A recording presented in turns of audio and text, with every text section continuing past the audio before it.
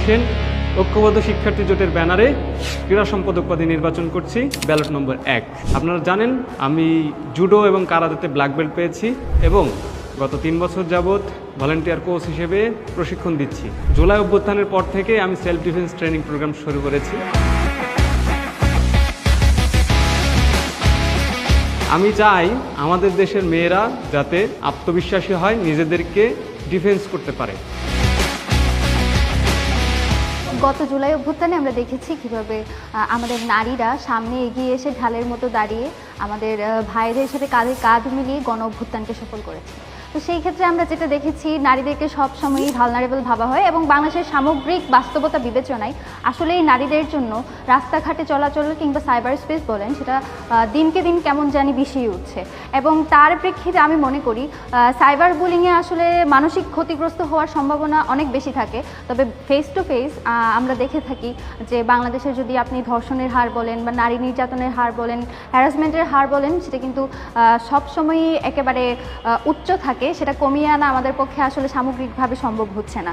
তো তার প্রেক্ষিতে আমি মনে করি প্রত্যেকজন নারীর তার সেলফ ডিফেন্স শিখে থাকা উচিত, যাতে হচ্ছে সে নিজের এবং অন্য যে কারোর উপর কোনো ধরনের বিপদ ঘনিয়ে আসলে সেটাকে হচ্ছে প্রতিহত করতে পারে। এবং তার প্রেক্ষিতেই আমাদের আরমান ভাইয়ের এই উদ্যোগ, আমি ঐক্যবদ্ধ শিক্ষার্থী জোটের তার হচ্ছে কো প্যানেলিস্ট হিসেবে আমাদের এটা যৌথ প্রচেষ্টা থাকবে আরমান ভাইয়ের সবগুলো যে উদ্যোগগুলো থাকবে সেগুলোকে বাস্তবায়ন করা এবং প্রত্যেক নারীর কাছে নিরাপদ ক্যাম্পাস, নিরাপদ সড়ক সব কিছুই যাতে আমরা এনশিওর করতে পারি।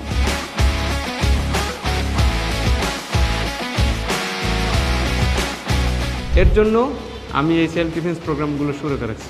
আমার সাংগঠনিক দক্ষতা এবং অভিজ্ঞতা এটার মাধ্যমে সেলফ ডিফেন্সকে আরও বেশি উন্নত করে শারীরিক শিক্ষা কেন্দ্রের ডিজিটালাইজেশন করার মাধ্যমে আপনাদের পাশে থাকতে পারবে।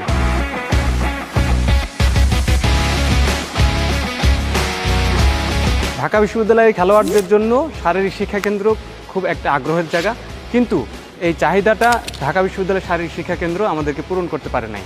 আমাদের জিমনেশিয়াম ইনডোর কিংবা আউটডোর, এখানে যে প্রতিবন্ধকতাগুলো আছে, যে ল্যাকিংসগুলো আছে, এইটা সংস্কার হওয়া দরকার, আধুনিকায়ন হওয়া দরকার। আমরা আশা করি ডাকসু নির্বাচনের পরে যে ক্রীড়া সম্পাদক হয়ে আসবে সে এইগুলো নিয়ে ভয়েস রেজ করবে।